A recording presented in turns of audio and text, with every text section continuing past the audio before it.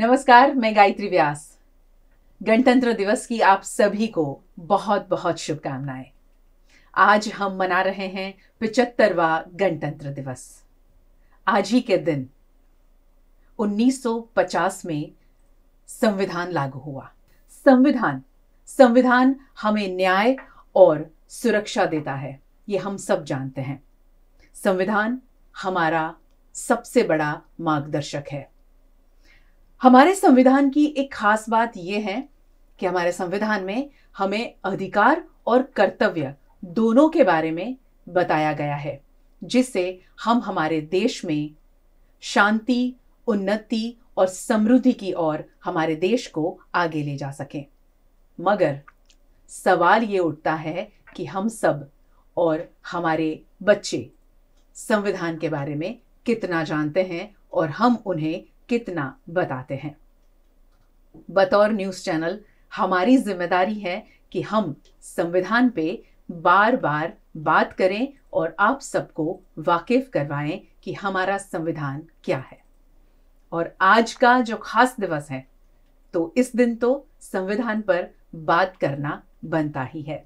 इसीलिए आज हम बात करने वाले हैं हमारे संविधान के बारे में। और इस मुद्दे पर बात करने के लिए हमारे साथ जुड़े हैं हमारे ही वडोदरा शहर के रिटायर्ड डिस्ट्रिक्ट जज, पूर्व जॉइंट चैरिटी कमिश्नर, पूर्व कंज्यूमर फोरम वडोदरा के JN ब्रह्मभट्ट सर, आपका बहुत बहुत स्वागत है। Thank you. और मेरे ओर से भी आप सबको और सब श्रोतागण को गणतंत्र दिन की खूब खूब शुभकामनाएं। आपको भी बहुत शुभकामनाएं सर। सर कायदाकीय जानकारी आधारित लेखन में बेहद रुचि रखते हैं और लगातार, भले वो रिटायर हुए हैं, मगर लिखते ही रहते हैं और लोगों को बहुत सारी कायदाकीय जानकारी देते रहते हैं।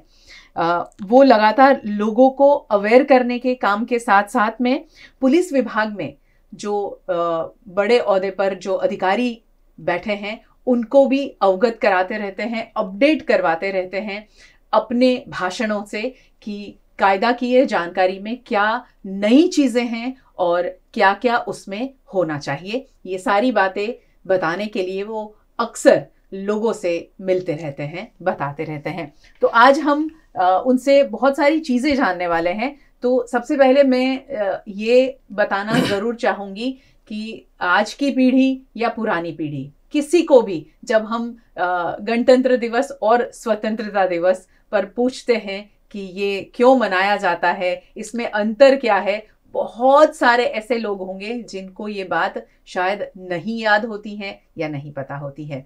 तो सबसे पहला सवाल सर वही है कि स्वतंत्रता दिवस और गणतंत्र दिवस में अंतर क्या है?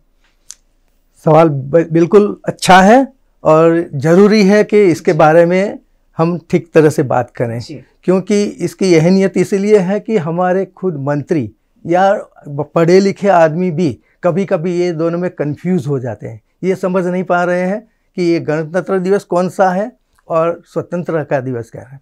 हमें जैसे जानते हैं कि ब्रिटिश रूल हमारे ऊपर 200 साल तक रहा और जब ब्रिटिश रूल ख़त्म हुआ और हमको आज़ादी जब मिली 15 अगस्त 1947 में जब हम आज़ाद हुए, उस दिन से हमने अपना कारोबार अपने आप शुरू किया, होम रूल किया, हमने हमारा राज शुरू किया, तो हम स्वतंत्र हुए उस दिन। तो उसको इसीलिए 15 अगस्त 1947 से हम स्वतंत्रता दिवस मनाए जा रहे हैं। लेकिन इसके बाद जो पहलू इम्पोर्टेंस रखती है वो चीज़ ये है कि आप स्वतंत्र होने के बाद हम किस तरह से हमारा कानून व्यवस्था चलाना मांगते थे, हम किस तरह से हमारा शासन चलाना मांगते थे, हम किस और जाना चाहते थे, what type of rule of law we wanted to select, we wanted to of. तो इसके बारे में हमने सोचा और इसके बारे में विमर्श किया, विचार विमर्श किया और फिर हमने तय किया कि हमारे पढ़े लिखे representatives from amongst the nation ये इकट्ठे हो, उनकी एक असेंबली बने जिसको हम कॉन्स्टिट्यूएंट असेंबली बोलते हैं। और वो कॉन्स्टिट्यूएंट असेंबली बनाने के बाद उनको ये काम दिया गया कि आप हमारे लिए एक अच्छा कॉन्स्टिट्यूशन बनाओ। कॉन्स्टिट्यूशन की ज़रूरत इसलिए है कि शासन व्यवस्था कैसे चलेगी, लोग कैसे जिएंगे, लोग को पार्टिसिपेट कैसे करना है शासन में, और उनके अधिकार क्या होंगे, उनके काम, उनकी फर्ज क्या होंगे, ये सब दिखाने के लिए कॉन्स्टिट्यूशन की असेंबली, पार्लियामेंट कैसे काम करेगी, लेजिस्लेचर कैसे काम करेगी, चुनाव प्रक्रिया कैसे होगी, एम्प्लॉयमेंट की कामगिरी कैसे होगी, ये सब के लिए कॉन्स्टिट्यूशन में प्रावधान करना जरूरी था। तो जब कॉन्स्टिट्यूएंट असेंबली ने अपना काम पूरा कर दिया तो 26 नवंबर 1949 को हमने कॉन्स्टिट्यूशन कंप्लीट किया और रिजॉल्व किया कि ये बन गया है और उस पर सिग्नेचर हो गई। लेकिन इम्प्लीमेंटेशन की जब बात आई तो हमने 26 जनवरी 1950 पसंद किया। जी सर, ये क्यों पसंद किया, वही मेरा अगला सवाल था कि 26 जनवरी क्यों? ये भी एक अच्छी बात है कि ऑर्डिनरीली क्या हम सहूलियत के लिए ये सोचते हैं कि अगर नया साल पहली 1 जनवरी से शुरू होता है तो हम कॉन्स्टिट्यूशन को भी अपनाना 1 जनवरी 1950 से कर सकते थे, लेकिन इसके लिए हम पीछे इतिहास के पन्नों में जाना पड़ेगा। तो जब 1915 में, वैसे तो हमारी फ्रीडम फाइट चल रही थी, सालों से चल रही थी, और जैसे मंगल पांडे से शुरू करके 1857 में बहादुर शाह जफर से शुरू करके जब चली तो ये फ्रीडम फाइट आगे जाते जाते जाते कांग्रेस का जन्म लिया 1985 में। इंटरेस्टिंग ये है कि लेडी एनी बेसेंट ने इसकी स्थापना की थी। लेडी एनी बेसेंट इंडियन तो नहीं थी, लेकिन वो आयरिश लेडी थी और आयरिश को अपनी लिबर्टी के लिए ब्रिटेन से लड़ रही थी। तो इसका भी योगदान 1985 से फ्रीडम फाइट में था। 1915 में जब डिफेंस ऑफ इंडिया एक्ट नाम का कानून बनाया गया तो बताया ऐसा गया कि हिंदुस्तान की भलाई के लिए है, हिंदुस्तान के अच्छे काम के लिए है, लेकिन इसमें कोई इंडियन की कोई भूमिका नहीं थी। इसलिए हमारे लोकमान्य तिलक और बाकी सब जो नेता थे और मुस्लिम लीग उस दौरान मोहम्मद अली जिन्ना जी थे और सभी लोग उन्होंने हाथ मिलाए और इसका प्रतिकार किया, उसका अपोज किया, इसके लिए एक स्ट्रगल किया। और इसके बाद उन्होंने बताया कि हमें भी ये शासन व्यवस्था में हिस्सा मिलना चाहिए, तो हमें डोमिनियन स्टेटस मिलना चाहिए। तो डोमिनियन स्टेटस के लिए ये शुरुआत हुई एजिटेशन की। फिर 1926 में मोतीलाल जी नेहरू उनके प्रेसिडेंटशिप में एक कांग्रेस की महासमिति का गठन हुआ। जब वो मीटिंग हुई तो उसमें ये ख्याल रखा गया कि अब हम स्वतंत्रता के लिए कुछ प्लान बनाए। इससे लिए हमारे साथ जो भी पार्टीज़ है हमारे साथ आई हुई सबको मिलाकर एक कमेटी बनाए, इसका एक रिपोर्ट लिए। तो वो रिपोर्ट 1928 में मिला और 1929 में नवंबर या दिसंबर में फिर से एक मीटिंग हुई और इस मीटिंग में चर्चा होने के बाद ये तय किया गया, जो सीनियर कांग्रेस लीडर्स थे उन्होंने बताया कि हमें डोमिनियन स्टेटस के लिए लड़ना होगा। लेकिन इस दौरान जो यंग लीडर्स थे, जवाहरलाल जी थे और सुभाष चंद्र बोस, उन्होंने बताया कि नहीं ये dominion status that is not enough, that is not the destination. हमें क्या चाहिए, तो हमें कंप्लीट एब्सोल्यूट लिबर्टी चाहिए, हम इंडिपेंडेंस चाहिए, we don't want any indulgence from outside. तो हम हमारा रूल हमारी अपने और तरीके से करना चाहते हैं। फिर भी मेजोरिटी जो ओपिनियन था वो सीनियरों का था, तो सीनियर्स ने बताया था कि हम डोमिनियन स्टेटस के लिए चलेंगे, तो उतना चला। लेकिन गवर्नमेंट ने यानी कि ब्रिटिशर्स ने कुछ जब नहीं किया तो गांधी जी ने आगे बात चलाई और उनको वार्निंग दी कि हम 1 साल का टाइम देते हैं, अगर 1 साल में आप नहीं सुलझा पाते हैं तो हम आंदोलन करेंगे। तो 1935 में फर्स्ट टाइम एक ठीक तरह से जिसको हमारे कॉन्स्टिट्यूशन क्या आज के कानून व्यवस्था है उसकी जो भूमिका शुरू हुई, तो नीम का पत्थर बोलते हैं। तो पहला पत्थर 1935 में the government of India act आया।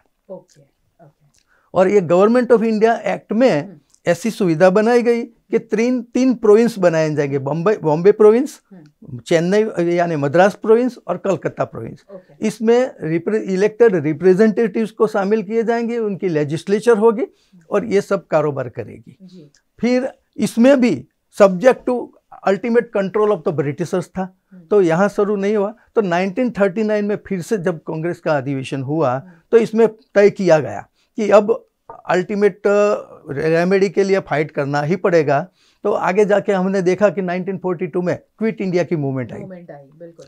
एक समय ऐसा आया कि जब ब्रिटिशर्स को लगा कि अब कोई चारा नहीं है और पानी हद से बढ़ जा रहा है, तो प्रिंसिपली दे एग्रीड और स्वतंत्रता देने के लिए तैयार तो हो गए।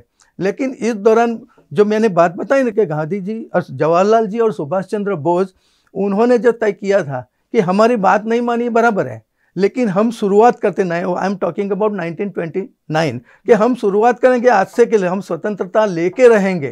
तो इसके लिए उन्होंने प्रतीक टोकन देश पसंद किया कि हम 26 ऑफ 1930 उस दिन को हम स्वतंत्रता दिवस मनाएंगे।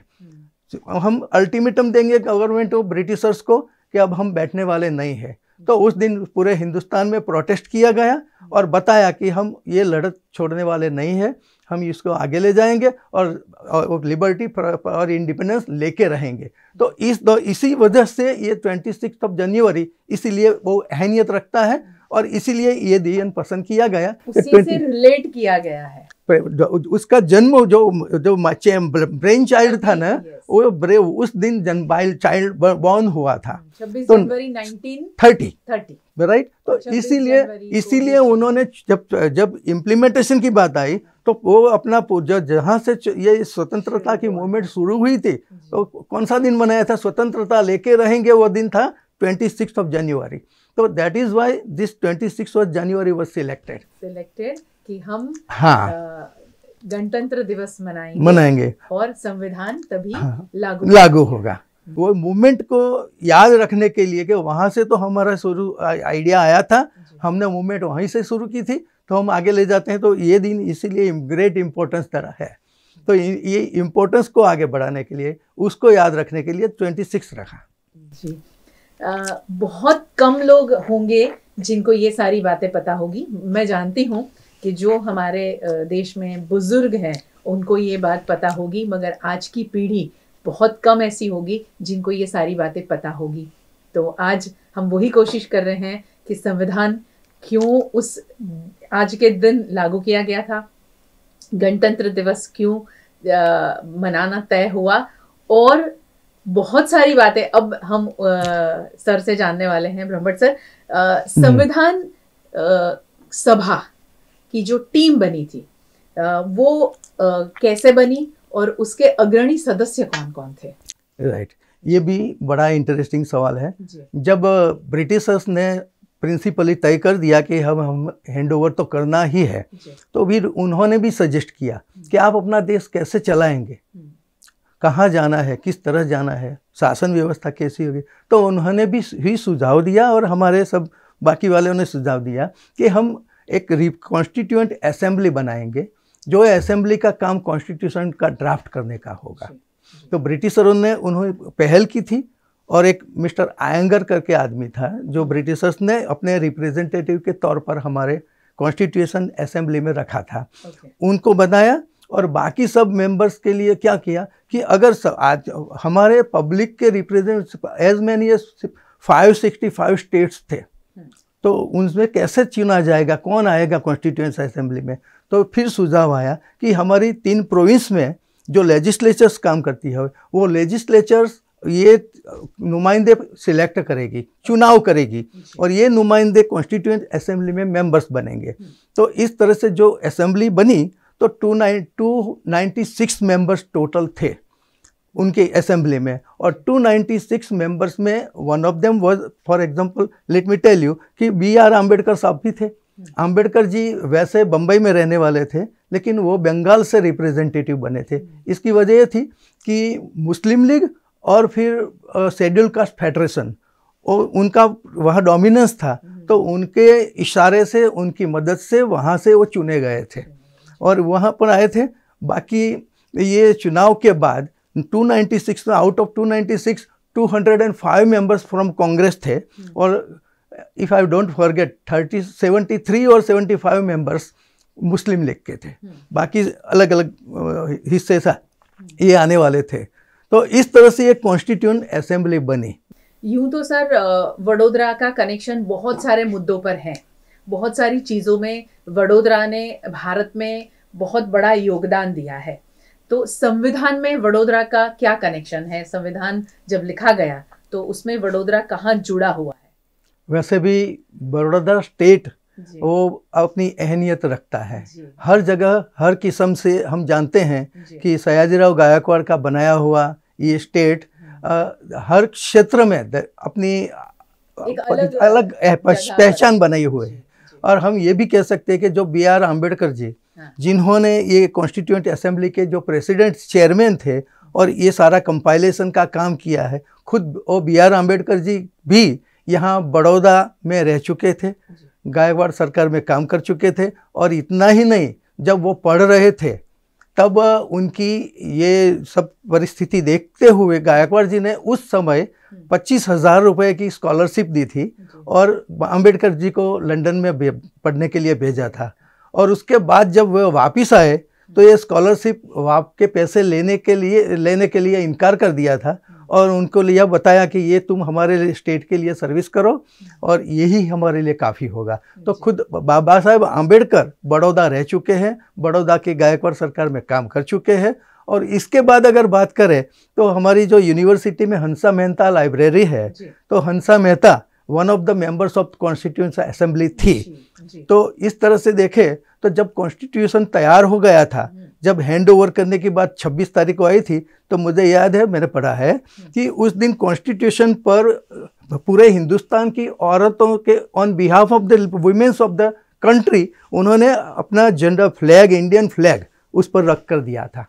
तो जब कॉन्स्टिट्यूशन की बुक किताब हैंड ओवर की तो उस पर हमारा नेशनल फ्लैग भी रखा था, वो हंसा मेहता जी ने रखा था। तो फिर कन्हैयालाल माणिकलाल मुंशी जो गुजरात के बड़े साहित्यकार हैं, जिन्होंने गुजरात नो नाथ अने राजाधिराज जय सिद्धनाथ बाकी आदि पुस्तक लिखे हुए, तो वो कन्हैयालाल माणिकलाल मुंशी बड़े अच्छे लॉयर भी थे, कॉन्स्टिट्यूशन असेंबली में थी और ये भी हमारे गुजरात और बड़ौदा से ताल्लुक़ रखते थे। तो इस तरह से हमारा कॉन्स्टिट्यूशन में अच्छा कंट्रीब्यूशन रहा है और हम उसे याद करते हैं। जी, कंट्रीब्यूशन हमारा वडोदरा का रहा है, गुजरात का रहा है।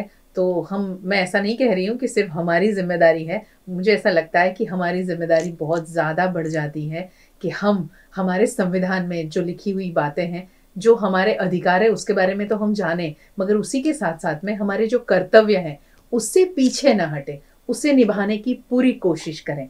अब उसी मुद्दे पर आती हूँ मैं कि संविधान में नागरिकों के अधिकार और कर्तव्य के बारे में लिखा गया है सर। ये अधिकार और कर्तव्य की जब बात आती है तो कोई भी इंसान है ना, झंडा लेके खड़ा हो जाता है हमेशा अपने अधिकार की मांगों को लेकर, मगर उसे ये भी पता होना चाहिए कि अपना कर्तव्य क्या है। तो ये ख्याल कैसे आया कि अधिकार और कर्तव्य दोनों को इसमें लिखा गया है नागरिकों के लिए? बड़ी अच्छी बात है।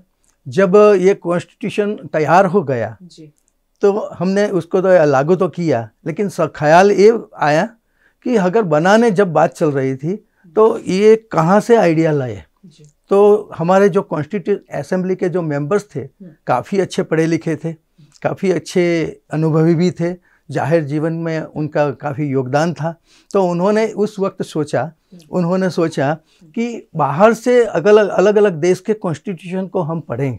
तो उन्होंने US यानी कि America, Britain, Ireland, Australia, south Africa, ये सब के कॉन्स्टिट्यूशन इकट्ठे किए, उनका अभ्यास किया और उसके बाद उनमें से जो बातें अच्छी थी, फॉर एग्जांपल ब्रिटेन में प्राइम मिनिस्टर सबको बड़ा रहता है, तो ब्रिटेन की प्राइम मिनिस्टर की व्यवस्था में खामियां क्या है वो उन्होंने देखा। अमेरिका में प्रेसिडेंटशिप चलती है, तो प्रेसिडेंटशिप अगर एडॉप्ट करती है उसकी खामियां क्या है। वहाँ क्या है, प्रेसिडेंट का इलेक्शन होता है, बाकी सब सेक्रेटरीज जो होते हैं वो प्रेसिडेंट सिलेक्ट करता है, उनको पब्लिक से कोई रिश्ता नहीं होता है। तो ये उनका ड्रॉबैक था। तो ये सब दूर करने के लिए एक ऐसी सुविधा हम खोज रहे थे। तो ये तलाश करते करते हमने पूरी एक ड्राफ्ट कमेटी बनाई थी। जो ड्राफ्ट कमेटी जो प्रेस चेयरमैन थे बाबा साहेब आम्बेडकर थे, लेकिन ये सब खोज करने का काम आयंगर ने किया और सब तैयार करके ड्राफ्ट बनाया। नॉट ओनली ड्राफ्ट बनाया लेकिन कॉन्स्टिट्यूएंट असेंबली में वो प्रेजेंट भी किया था जब मीटिंग चल रही थी तब। उसके 3-3 वॉल्यूम बना के दिए थे, उसके क्वेश्चनर्स तैयार करके दिए थे और उस पर सबने स्टडी करके बहस की और उसके बाद कॉन्स्टिट्यूशन बना था। यूनिवर्सल डिक्लेरेशन 1948 में एक आया, सब विश्व के सब देश एक साथ आए और उन्होंने तय किया, रिजॉल्व किया। तो अगर वॉर भी होता है, अगर कुछ होता है तो आदमी है, उसको देखते हुए उसका एनिमल एग्जिस्टेंस नहीं है तो उसके प्रति जो आदर करना चाहिए, उसको जो मिलना चाहिए सम्मान, उतना तो मिनिमम सम्मान तो मिलना ही चाहिए। तो उसको बोलते हैं human right. He being a person not an animal, ये उसको जो मिलना चाहिए उससे मानो के क्राइम भी करता है तो उसको सीधे फांसी नहीं लटका सकते हैं। यूनिवर्सल डिक्लेरेशन में वो भी आया कि मानो कि आदमी क्राइम करता है कोई व्यक्ति, तो unless and until the guilt is establish he is presumed to be an innocent. तो ये भी एक चैप्टर चार्टर में बनाया था, 30 आर्टिकल्स है इसमें, चार्टर है कि वो अगर आदमी है तो उसके क्या अधिकार होंगे। Principle of natural justice was the prominent कि किसी भी आदमी को you can not condemn anybody without affording an opportunity to be heard.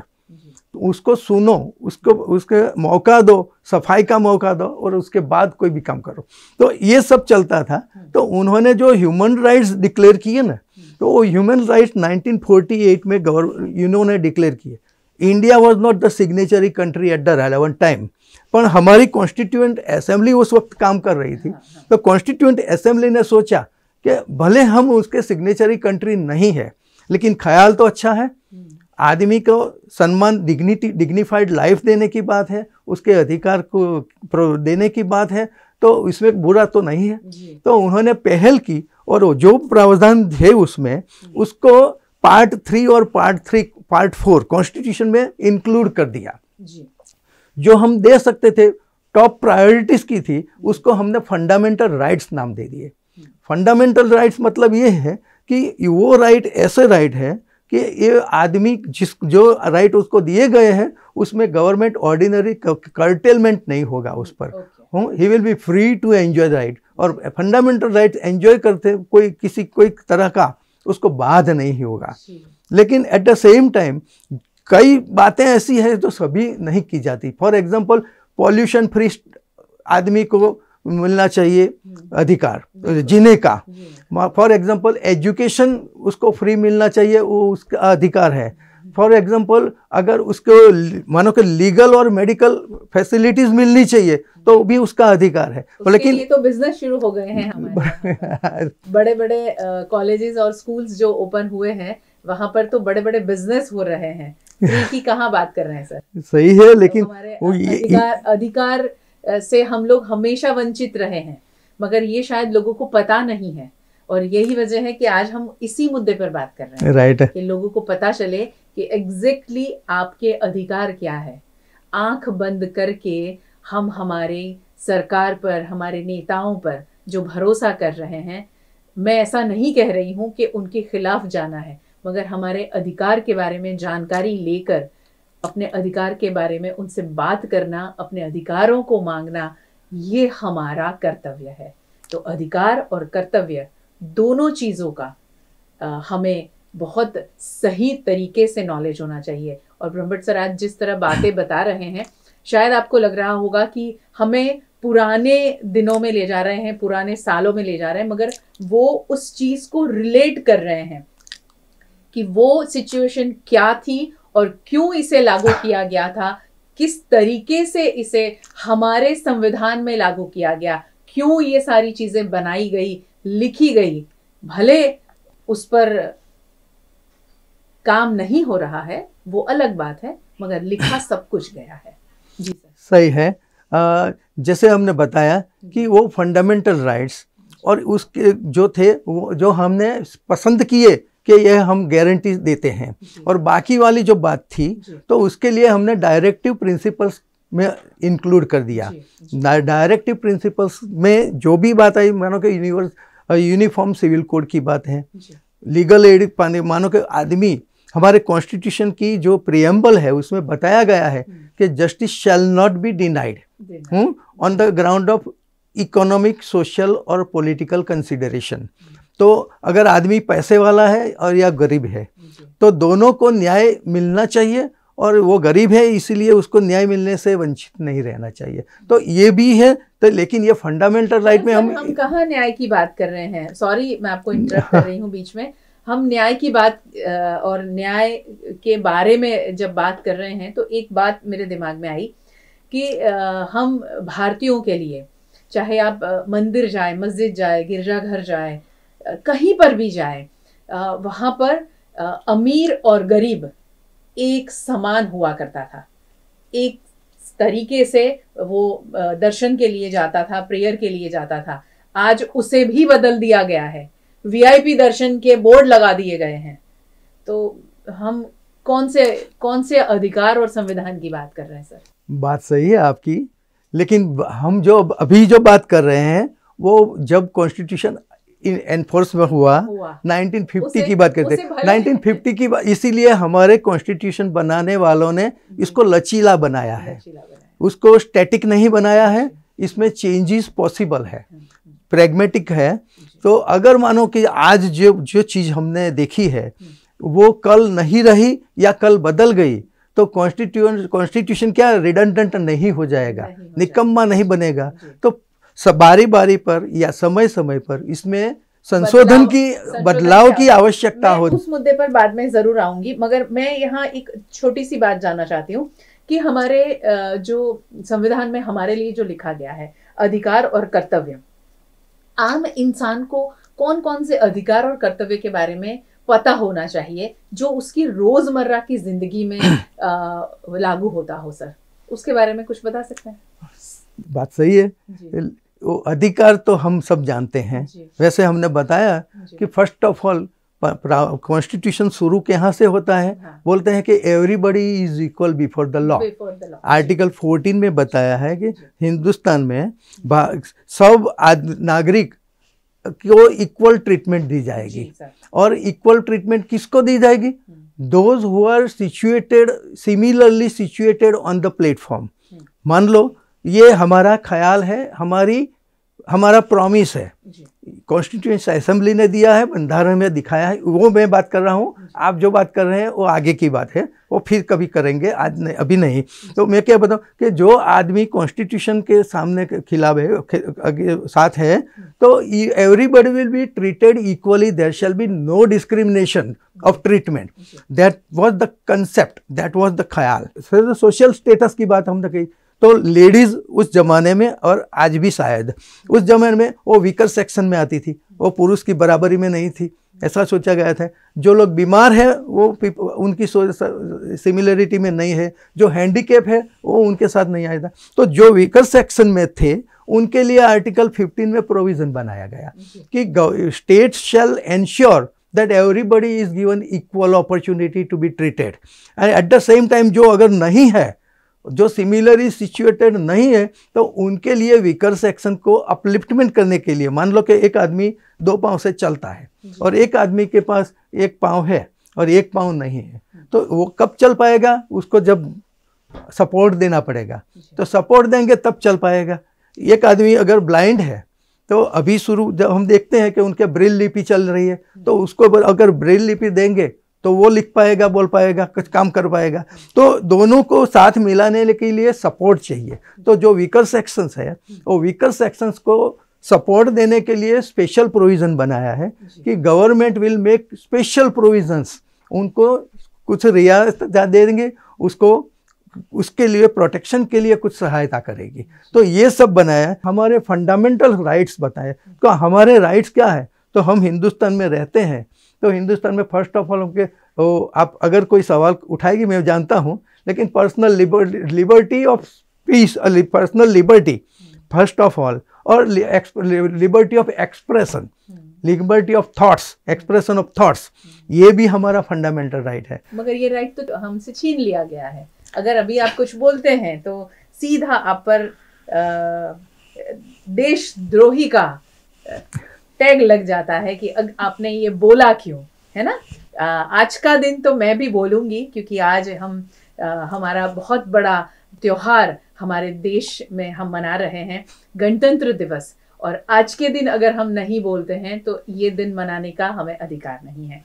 तो बोलने से हमें फ्रीडम ऑफ स्पीच का अधिकार मिला है, जो आपने जिक्र किया, और हमें वही रोका जा रहा है कि आप नहीं बोल सकते। अगर आपने कुछ लिखा है सरकार के खिलाफ, अगर आपने कोई आवाज़ उठाई है, तो आप सोशल मीडिया पर ट्रोल हो जाते हैं, लोग आपसे दूरियां बनाना शुरू कर देते हैं। ये हालात है आज देश के। खैर, उस मुद्दे पर हमें ज़्यादा नहीं जाना है, बट मैंने मेरे दिल की बात थोड़ी सी कह दी। सर, आपने अभी जिक्र किया कि हमारा जो संविधान है वो काफ़ी लचीला बनाया गया है। हाँ जी, है ना? तो उसमें हम बदलाव कर सकते हैं। तो किन हालात में बदलाव की जगह दी गई है कि ये हालात हुए तो बदलाव कर सकते हैं, ये सिचुएशन आई है तो बदलाव कर सकते हैं, उसके बारे में कुछ बताएं। हमारा कॉन्स्टिट्यूशन आज हमने जो देखा है, हाँ, वो आज के परसेप्शन में बराबर है, हम मानते हैं। फिर भी हम मानते हैं कि there is no one is perfect, no one is perfect in the life. तो अगर हम सब आज जो बनाया है उसका, ये तो दावा नहीं कर सकते हैं कि ये परफेक्ट है, इसमें भी कुछ कमियां होगी। नॉट ओनली दैट, पर आगे जाके जो डेवलपमेंट होगा, फॉर एग्जांपल 1950 में कंप्यूटर नहीं था, 1950 में टेक्नोलॉजी ये सब नहीं थी, तो इसके बाद मानो कि आज जो प्रॉब्लम खड़े हुए हैं, तो उसमें तो उसकी एंटिसिपेशन भी नहीं था, कल्पना नहीं था। तो उसको कैसे हम हैंडल कर पाएंगे, उस व्यवस्था को कैसे हैंडल करेंगे? आज की जनरेशन देखो, वो जनरेशन थी अलग, आज की जनरेशन अलग है, तो कैसे होगा? तो उसको देखते हुए उसमें बताया था कि हमारा कॉन्स्टिट्यूशन स्टैटिक नहीं होगा। आज बना वो डिक्टेटर होता है, तो वो डिक्टेटर वाला नहीं होगा। हम प्रजातंत्र चलाने वाले हैं, प्रजा के नुमाइंदों से चलने वाले हैं। तो अगर कल जरूरत हुई तो उसमें बदलाव की आवश्यकता लगी तो बदलाव होंगे, लेकिन बदलाव करने के लिए भी क्या रिस्ट्रिक्शन होगा, तो बताया कि हर कोई बदलाव पॉसिबल है जब भी चाहे। ये बदलाव पार्लियामेंट में आएगा, पार्लियामेंट में लोकसभा या फिर राज्यसभा में एक बिल पेश होगा, उसके बाद दूसरे हाउस में जाएगा, दोनों में पास होने के बाद प्रेसिडेंट उसको एसेंट देते हैं, तब वो अमेंडमेंट आता है। 368 कॉन्स्टिट्यूशन में जो प्रोविज़न है, इस 368 इसमें ये प्रोविज़न बनाया है कि कॉन्स्टिट्यूशन में अमेंडमेंट हो सकते हैं, लेकिन एक हर्डल रखी गई है, वो है कि चाहे कोई भी, तो आप अगर अमेंडमेंट करना चाहते हो, लेकिन जो स्ट्रक्चर कॉन्शियस है ना, कॉन्स्टिट्यूशन उसका बेसिक स्ट्रक्चर बोलते हैं, तो कॉन्स्टिट्यूशन का बेसिक स्ट्रक्चर, उसमें कोई बदलाव नहीं आना चाहिए। मानो कि कॉन्स्टिट्यूशन की जो जान है उसको संभाल के रखना है, उसको हम छेड़ नहीं सकते हैं, उसको संभालना है। इसीलिए जब भी कोई, अगर मान लो कि पार्लियामेंट कोई अमेंडमेंट करती है, पार्लियामेंट कोई कानून बनाती थी, तो उसको चैलेंज करने के लिए जो हाल सुविधा है, तो सुप्रीम कोर्ट या हाई कोर्ट में उसको चैलेंज करते हैं। तो हाई कोर्ट और सुप्रीम कोर्ट दोनों पार्टियों को सुन के वो एडजुडिकेट करती है, उनको पावर्स दिए गए कॉन्स्टिट्यूशन में। तो वो बताती है कि एक अकॉर्डिंग टू द कॉन्स्टिट्यूशन है, कॉन्स्टिट्यूशन की रिक्वायर के मुताबिक है, या वो उनसे खाली खिलाफ है। तो अगर उसके खिलाफ है ऐसा लगता है, तो वो लॉ है या वो अमेंडमेंट है, उसको एनल कर देती है, उसको रद्द कर देती है। तो ये प्रोविज़न बनाया है कि कॉन्स्टिट्यूशन लचीला है, उसमें सुधार हो सकते हैं, लेकिन वो सुधार ऐसे होने चाहिए जिससे कॉन्स्टिट्यूशन की गरिमा कम नहीं होती हो। और ये काम अदालतें कर रही है, हाई कोर्ट या सुप्रीम कोर्ट को ये पावर्स दिए गए हैं। आखिर में ये जानना चाहेंगे कि एक आम इंसान रोज़मर्रा की ज़िंदगी में ये सारी चीज़ों को कैसे समझे और कैसे उसको इस्तेमाल करें, अपने अधिकार और अपने कर्तव्य, संविधान में जो लिखा गया है। बहुत अच्छी बात है, लेकिन ख्याल इतना सहज नहीं है, क्योंकि मैं अब बात बताऊं कि ignorance of law is no excuse, first of all ये बताया जाता है। तो भारत के हर नागरिक की ये जिम्मेवारी है कि वो कॉन्स्टिट्यूशन के बारे में जाने या कोई लॉ के बारे में जाने। मैं 2 दिन पहले की सुप्रीम कोर्ट की बात बताऊं। सुप्रीम कोर्ट में गुजरात से खेड़ा जिला का एक पुलिस स्टेशन की एक मैटर चल रही थी। पुलिस ऑफिसर्स ने कुछ ज़बरदस्ती की होगी उसके लिए, तो कंटेम्प्ट ऑफ कोर्ट का प्रोसीडिंग जो चल रहा था, उसमें गुजरात हाई कोर्ट ने उनको पनिशमेंट की। वो मैटर सुप्रीम कोर्ट में गया, तो सुप्रीम कोर्ट में उनके लॉयर्स जो थे उन्होंने पेश किया कि हमारे जो कांस्टेबल्स है या हेड कांस्टेबल है वो पढ़े लिखे तो है नहीं इतने, उनको कानून के बारे में इतनी ज़्यादा जानकारी नहीं है। नॉट ओनली दैट बट लेकिन सुप्रीम कोर्ट ने जो जजमेंट दिया है, जो जजमेंट कि जिसमें डायरेक्शन दी गई है, वो जजमेंट तो उन्होंने पढ़ा ही नहीं है। जब ये जजमेंट पढ़ा नहीं है, उनको मालूम नहीं है, तो सुप्रीम कोर्ट के जो जजमेंट का वायोलेशन डीके बासु के केस में जो सुप्रीम कोर्ट ने गाइडलाइन दी थी कि minimum you have to follow this guidelines, और if you are not following then you are committing contempt and you shall be dealt with the provision strictly. तो बताया कि ये मालूम नहीं था, इसीलिए उन्होंने विलफुल डिसोबीडियंस नहीं किया है, और अगर विलफुल डिसोबीडियंस नहीं किया है तो कंटेम्प्ट ऑफ कोर्ट एक्ट के प्रोविज़न के मुताबिक उसको सज़ा नहीं की सकती है, की जा सकती। तो सुप्रीम कोर्ट ने तब इसी वक्त रोका उसको कि you are not allowed to raise this point because you are suppose to know the law. अगर हम ये मान लें कि आपको बराबर मालूम नहीं है और आपको हम ऐसे लिबरली जाने देंगे, तो सुप्रीम कोर्ट जो भी जजमेंट देती है उसका कोई मायना ही नहीं रहेगा। तो ये तो होना ही नहीं है। जब रूल ऑफ इंश्योर करना है तो there should be uniform rule, uniform practice. तो इसी ये कहना क्या मतलब ये है कि अगर आपको मालूम नहीं है तो ये उसका एक्सक्यूज नहीं है, you have to learn. For that क्या कर सकते हैं, जो संस्थाएं हैं, जो एनजीओज हैं या कोर्ट्स हैं, जैसे अब चलता है, और या गवर्नमेंट की ड्यूटीज़ है, वो लीगल अवेयरनेस प्रोग्राम चलाए, लीगल लिटरेसी कैंप चलाए, जहाँ लीगल लिटरेसी प्रदान करे, गांव में जाके हर जगह भी जाके लीगल लिटरेसी इम्पार्ट करे, लीगल एजुकेशन इम्पार्ट करे, बताए कि आपका ये अधिकार है। आप इस फॉर एग्जांपल मान लो कि साइट ऊपर कंस्ट्रक्शन साइट पर वर्क कामदार काम करते हैं तो उनके क्या राइट्स हैं। मैं तो यहाँ तक कहती हूँ सर कि हमारे वहाँ डोर टू डोर गाड़ी आती है हमारे वहाँ से कचरा लेने के लिए, उनके क्या राइट्स हैं उनको नहीं पता है। वो अपना जो रूटीन पहनावा है उसी में आते हैं, हाँ। और वही गंदे कचरे में खड़े हैं गाड़ी में, तो उनको कितनी सारी चीजें बीमारियों से जूझना पड़ेगा। जब उनके कॉन्ट्रैक्टरों से हम बात करते हैं तो वो कहते हैं कि हम तो उनको वो सारी सुविधाएं देते हैं, वो इस्तेमाल नहीं करते हैं। तो आप ऐसा स्ट्रिक्ट नियम क्यों नहीं लागू करते उनके ऊपर कि उनको पहनना ही पड़े वो।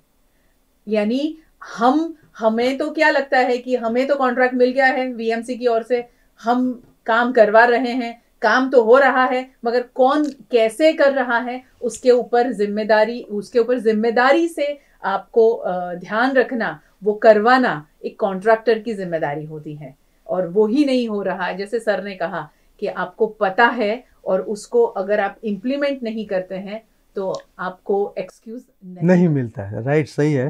तो इसी तरह से हम बताएं कि लोगों को आगे आना है, लोगों को जानना है कि मेरे अधिकार क्या है, लेकिन वो एक सिक्के की जैसे दो साइड होती है ना, वैसे अगर हम फंडामेंटल राइट्स की या हमारे राइट्स की बात करते हैं तो at the same time impliedly हमारी फंडामेंटल ड्यूटीज भी होती है। बिल्कुल, कर्तव्य बनता है। तो 1907 जब इंदिरा गांधी ने इमरजेंसी जब इम्पोज की थी, उसी वक्त उन्होंने कॉन्स्टिट्यूशन में 42nd अमेंडमेंट दायर किया था। तो 42nd जो अमेंडमेंट आया था उसमें आर्टिकल 51 था, उसमें सुधार करके एक नया आर्टिकल इनकॉर्पोरेट किया जो फंडामेंटल ड्यूटीज़ बताते हैं हमारी। और फंडामेंटल ड्यूटीज़ में बाकी कई चीज़ें हैं कि हमें ब्रदरहुड डेवलप करनी है, हमें जैसे साइंटिफिक टेम्परामेंट मेंटेन करना है, हमें पुराने ख्याल से बाहर आना है, और हमें हमारे विकास में क्या करना है, ये सब बातें बताई। और इस दौरान कई भी थी, तो मैंने आपको बताया ना कॉन्स्टिट्यूशन लचीला होना चाहिए। तो ये आर्टिकल 51A है जो ये पूरा का पूरा आज कॉन्स्टिट्यूशन में है, लेकिन बाकी जो बदलाव किए गए थे वो सुप्रीम कोर्ट में जब चैलेंज हुए थे तो सुप्रीम कोर्ट ने माना था कि ये कॉन्स्टिट्यूशन के जो स्पिरिट बिहाइंड द लेजिस होता है स्पिरिट से, तो कॉन्स्टिट्यूशन के स्पिरिट से खिलाफ है, तो उसको एनल कर दिया था। तो लचीलापन का एक एग्जांपल भी है ये। लेकिन जो फंडामेंटल ड्यूटीज़ है आज भी बरकरार है, वो कॉन्स्टिट्यूशन में है, और ये बड़ी अच्छी तरह से हमें निभाना है। अगर हम नहीं करते हैं तो हम कंप्लीट काम नहीं कर, हमें अच्छे नागरिक नहीं है। तो सबसे पहले तो नागरिक बनाना ज़रूरी है, और नागरिक बनना यानी कि गुजराती में आदमी तो हम हैं, गुजराती में एक कहावत है ना कि हूँ मानवी मानव थाव तो गरू। तो there is a vast difference between a person appears to be a person but a person has to become a human।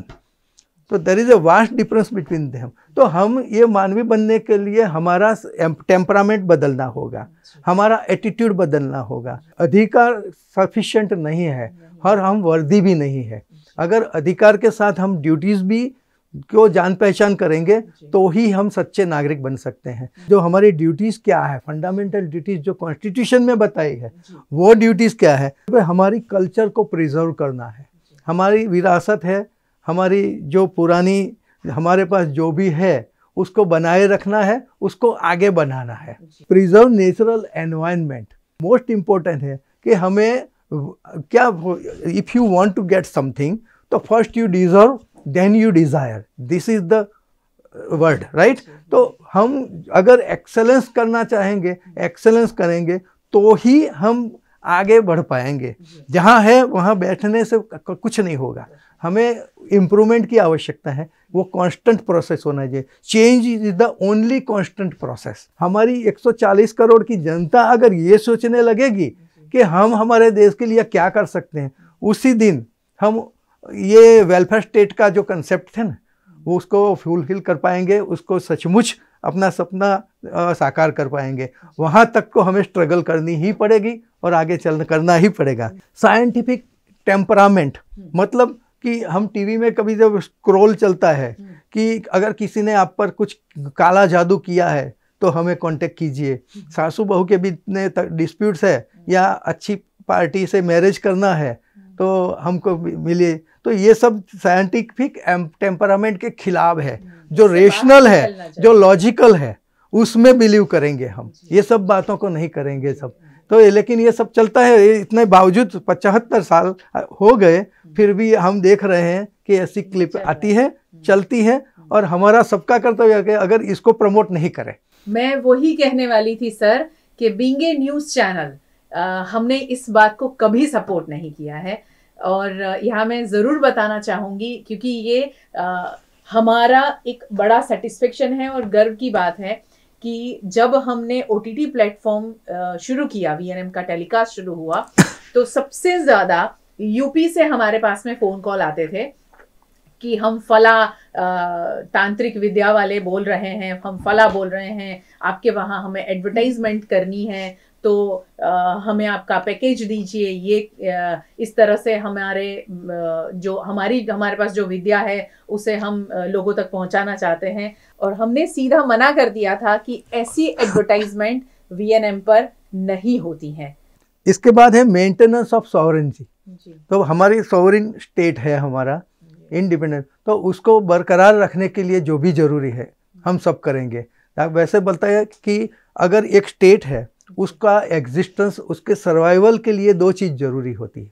एक तो बाहर से जो आक्रमण होता है उसके खिलाफ लड़ना होता है, उसके लिए आर्मी होती है। लेकिन within the state we have to ensure rule of law. अगर ये होगा तो ही स्टेट सर्वाइव कर पाएगा। अगर कैओटिक सिचुएशन है तो कोई भी स्टेट के लिए अच्छा फ्यूचर नहीं होगा। इंडियन कॉन्स्टिट्यूशन जो हमारा है उसके प्रति हमारी वफादारी होनी चाहिए। हम सिर्फ उसकी कसम खाए इतना काफ़ी नहीं है, उसको हमारे डे टू डे लाइफ में उसको एडॉप्ट करना है। हमारा जो प्रियम्बल है, पूरे कॉन्स्टिट्यूशन तो काफ़ी बड़ा है, काफ़ी बड़ा, इतना बड़ा है कि पूरे संसार में जितने भी कॉन्स्टिट्यूशन है इसमें से सबसे बड़ा है, लेकिन साथ साथ सबसे बढ़िया भी है, अच्छा भी है। तो ये जो न्याय की बात है, justice, the word use is justice preamble में। तो justice does not mean what is delivered by the court, justice does not mean which is delivered by the sup constitutional court. Justice means हम we what is starting point is that we the people of India do hereby resolve, मतलब हम हिंदुस्तान की आम जनता हम ये प्रण लेते हैं कि हम ये न्यायपूर्ण व्यवहार करेंगे, मतलब हमारा बिहेवियर ऐसा होना चाहिए। तो बिहेवियर में न्याय की बात आई है, अदालत में नहीं। किसी के राइट का वायोलेशन होता है और कोर्ट में जाता है, वो न्याय नहीं है। जो न्याय की बात कॉन्स्टिट्यूशन में बताई गई है वो हमारे बिहेवियर में होनी चाहिए, वो हमारे ब्लड में होनी चाहिए। जैसे हम उपवास करते हैं तो उस दिन खाना नहीं खाते हैं, अब बंद कमरे में जाके खाना नहीं खाते हैं ना, लेकिन अगर वाले से डरते हैं बराबर है। तो अगर ऐसी बात है कि अगर हम 2 व्हीलर या कार लेके जाते हैं तो कभी कभी वन वे में रूल का वायोलेशन करके घुस भी जाते हैं। सवाल ये है कि जो भगवान के प्रति जो श्रद्धा है ना, वो श्रद्धा वो हमें इम्प्लीमेंट करनी है अपने बिहेवियर में और अपने तो ही हम अच्छा है राष्ट्र का निर्माण कर सकेंगे। Thank you sir, thank you so much इतनी बढ़िया बेहतरीन जानकारी देने के लिए। आज जिन ने भी ये बातें सुनी है, मुझे लगता है कि कल से या आज से ही इसे जो अपनाएगा, मुझे लगता है कि कभी कोई शिकायत सरकार के लिए नहीं होगी। पहले हम तो कर लें, हम समझ लें, हम कर लें, और उसके बाद में नहीं हो रहा है तो हमें शिकायत का अधिकार है। मगर पहले हमारे अधिकार को मांगने से पहले हमारा कर्तव्य निभाना बहुत जरूरी है। और कर्तव्य में ये बात आती है, संविधान को जानो, समझो और उसे अपनाओ।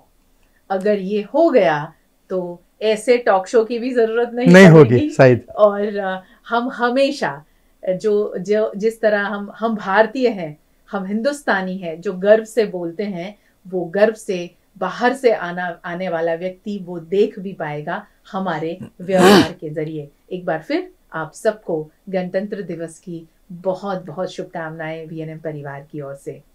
आज का दिवस जैसे आप मना रहे हैं, छुट्टी के साथ मना रहे हैं, मगर संविधान को याद जरूर करें और अपनाना शुरू कर दें। बहुत शुक्रिया हमारे साथ में जुड़ने के लिए। VNM TV का YouTube चैनल सब्सक्राइब करें, VNM TV का Facebook पेज लाइक करें, VNM TV Insta, Twitter, VNM TV का वेबसाइट है जहां आप खबरें पढ़ सकते हैं। और अब OTT प्लेटफॉर्म के साथ साथ VNM TV जियो फाइबर चैनल नंबर 498 के जरिए टेलीविजन पर आप तक 24 घंटे पहुंच रहा है खबरें और ऐसी खास चर्चाओं को लेकर।